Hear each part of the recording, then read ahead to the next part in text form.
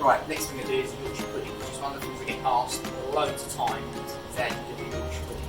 First thing you've got to do is get your tray red hot, get your oil in it, into the oven. Really simple recipe. Don't have to weigh anything. It's all about looking at it. You'll see as you go along. It's really simple. 1 egg for about 4 small Yorkshires, 2 big ones. Here you go.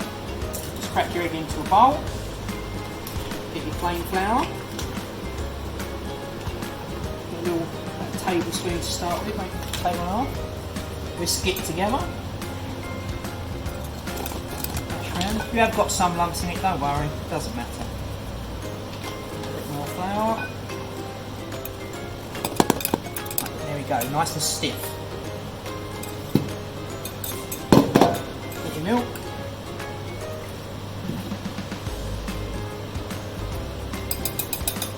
Just work it in.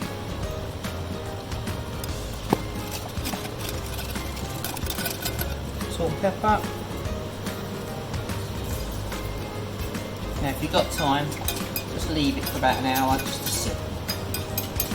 Doesn't matter if you haven't, because they'll do it. Okay.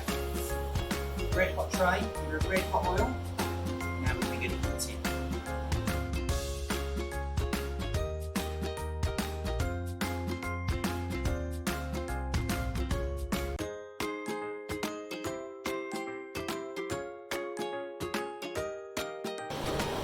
Into the oven at 180 degrees. Again, keep an eye because the ovens always vary, about 20 minutes.